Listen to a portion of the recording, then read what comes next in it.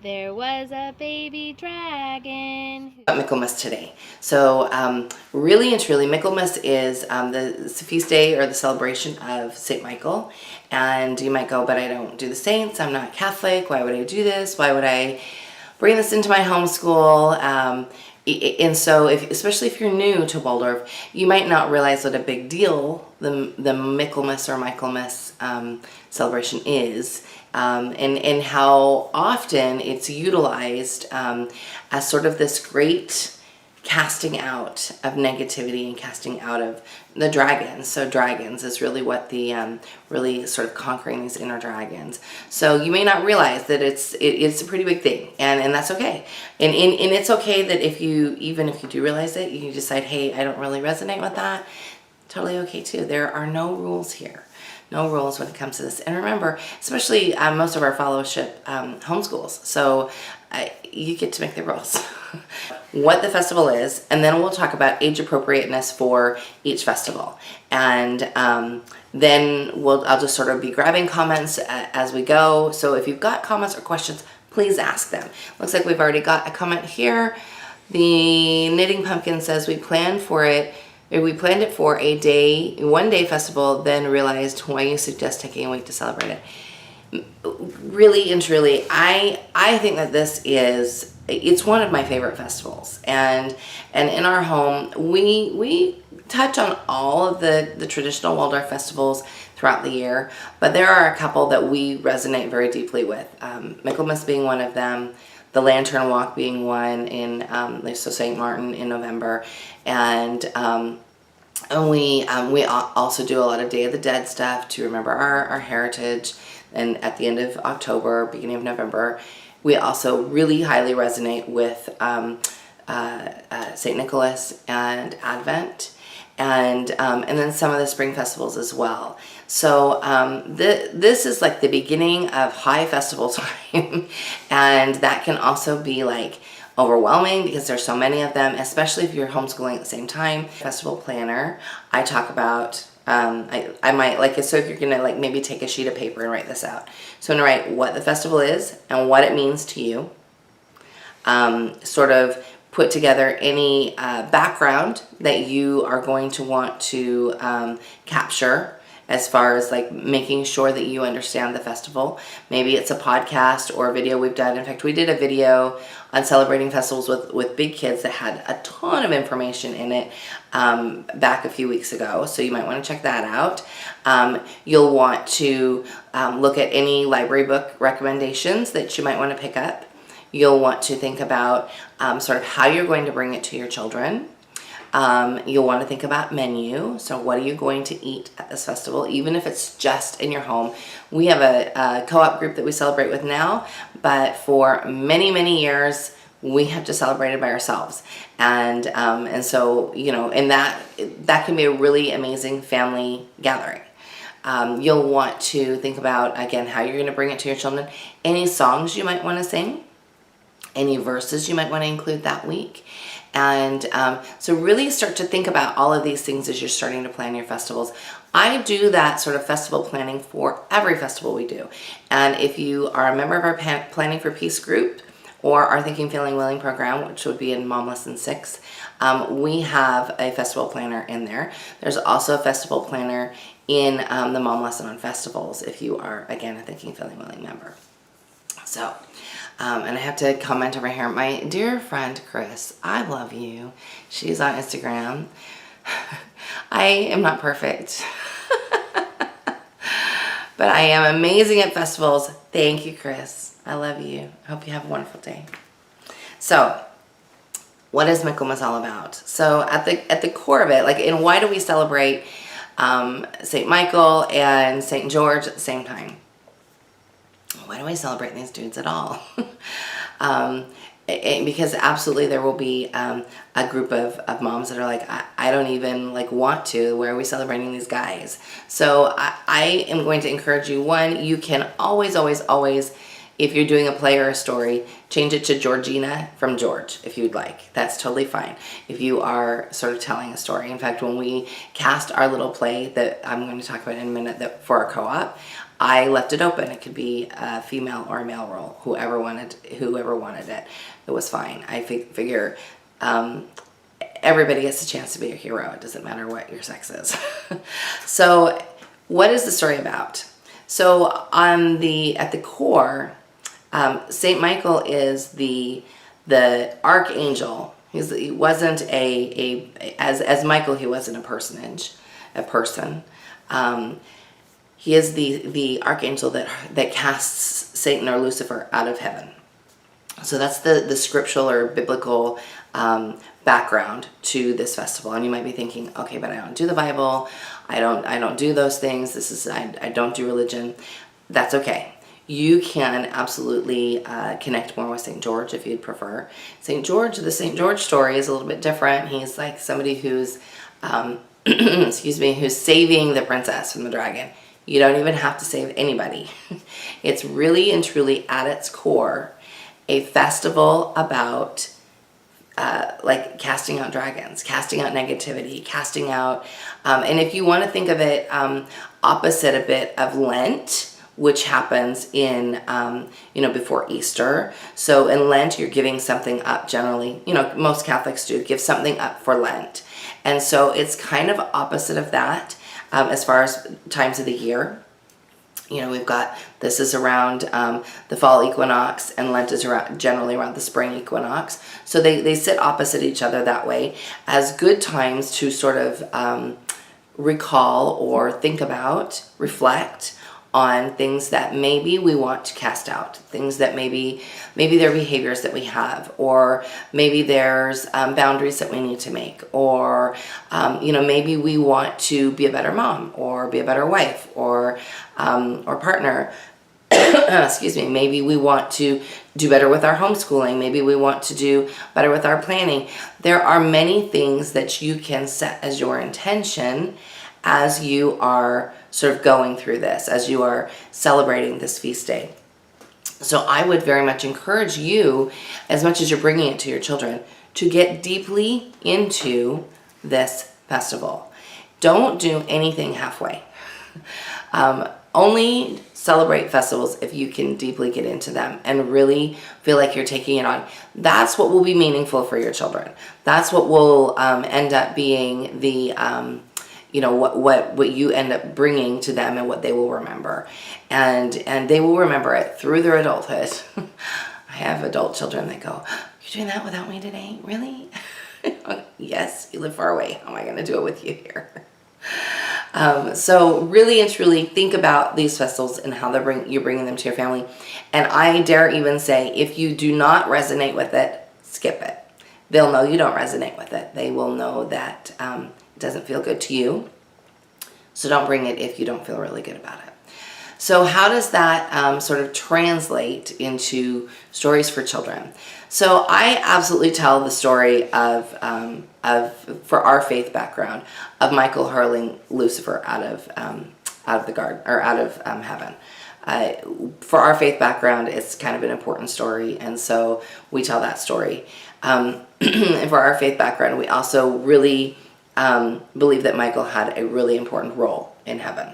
So for us, we celebrate it in a very, this is who Michael is, this is who he is to us, and this is why he's an important situation.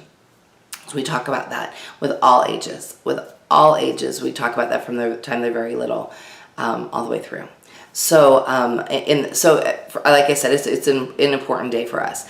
We also tell the St. George story. So the St. George story, we have written our own St. George story for younger children. Taken our gnome friends that sort of live in the forest with Super Sam, although Super Sam is not part of this story, but they all live in the same forest, and they are plagued by a baby dragon who will not stop blowing fire at them. And so they're plagued by this baby dragon, and the gnomes are trying to figure out what to do. And some brave gnomes decide they're going to go ask the king for some help. I have a question. Okay. Should I finish this? I'm going to finish the story first. Okay, I'll finish the story first. So the brave gnomes, they decide they're going to go ask the king for some help. And the king, who is wise and amazing, his name is King Melchizedek. And so he's wise and old, and he says to them, "Don't worry. I gotcha. I know this human boy. His name is George. And he will help us. I helped George when he was really little, and he will help us. And one of the gnomes are like, but wait a minute. They're humans that can see us? What? And he says, yes, this boy is pure of heart. He can see us. And so they raise this white flag like for help. And pretty soon here comes George, and he says, what can I do to help? And the king says, well, there's this dragon, and this dragon keeps coming and scaring the young gnome children and burning up our fields, and hello, we need to eat this winter, so could you please help us not have this dragon problem? So George decides, yes, I'm gonna go and find this dragon. And this is a story, like I said, for the younger set. So this would be under 9s. The older kids enjoy it too, but for the under 9s, we redeem the dragon. We redeem the dragon because they're still very much so in a place of beauty, in a place of love, and they haven't crossed that threshold of the 9-year change yet. They haven't sort of crossed that space of seeing the world from a negative place. Now I will pause right here and say that if you have a child that suffered some abuse or some trauma, your child might need to vanquish their own dragon even if they're younger, just as a therapeutic space. That's a good segue into this question. Okay. Natasha Bell says, do you talk about Satan to little kids? When he comes across evil in the world, my 5-year-old, and he is an empath. Oh, okay, so she's got a 5-year-old that's really in tune. I talk about Lucifer as being our brother, as being somebody that is still a child of God that was cast out of heaven for rebellion. That's what that, we are pretty, like in our faith, we discuss that from a pretty young age, and but we don't discuss it in a hellfire and brimstone kind of way. We discuss it more in a, like what the actuality of that is. And so I think that as they get older, you can definitely get deeper into that. But we talk about it more in a, we can't get along with anybody. So he doesn't get to play because he can't get along with anybody kind of situation. And not in a yucky, nasty, punitive way. More in a, this is right, this is wrong way. So again, you should do what works for your family. You should do what resonates with your faith base. If this does not resonate with you at all, you should absolutely come up with something better for you that works for you. Does that help? Yes, there's a couple of things. Okay. Peggy McLaughlin, she says, I love that story. I'm now in the place of bringing them to my granddaughter. That she's referring to the story, the story you were telling. The baby dragon story? Yes, and Kate Warden says, I'm excited to bring St. Michael to my older one this year. We have used St. George as they have been in the early years. Yep. So, no, definitely I think that St. Michael is, especially if you're working the Waldorf curriculum with a 3rd grader, I think that and you're already sort of working through the Old Testament as far as like Hebrew times and things like that. I think it's a good, important time to bring it with that 9-year change.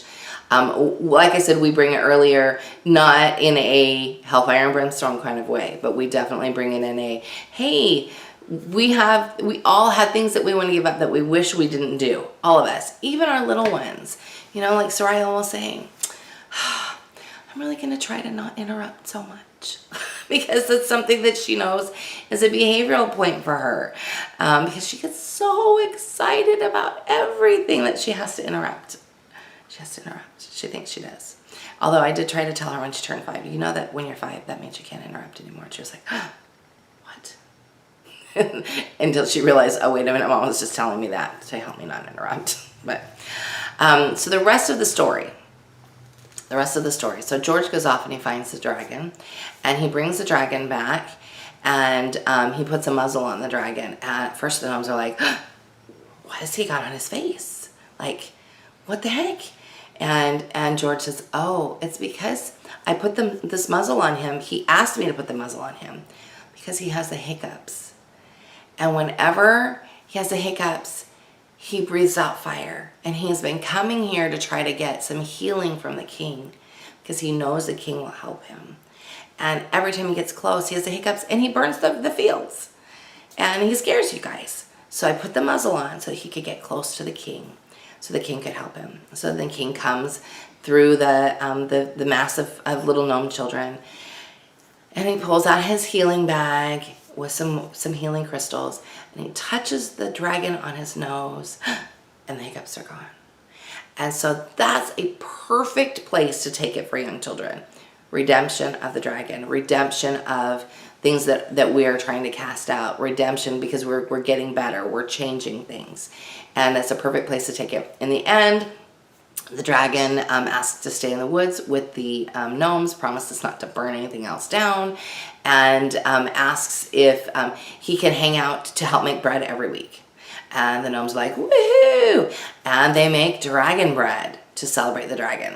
So that's the story that we tell the young ones. And it's the story that's on the link that I shared. And we also have it in play format. So our co-op has been doing this play for a few years now. And there's a cute little song on there that is on the link that my dear co-leader Kimberly wrote. And she's magnificent when it comes to putting words to music. So it's a simple, cute little song. It's a song that we sing before the play and after the play, and all sort of through the circles that we have during the autumn season.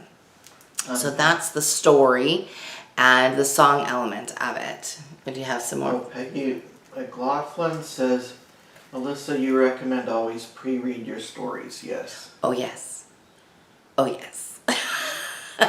Yes, ma'am. Always. Always pre-read the stories, even if I wrote it. Even if I wrote it, I suggest you pre-read it. I get some hate mail sometimes. I can't believe you wrote this. I go, didn't you read it beforehand? Like, you got to read it beforehand. You got to read it beforehand, especially if it doesn't resonate with you. You want to have the opportunity to alter it. Now, I will say, when it comes to, and this is a totally side note, and we can talk about this in another video.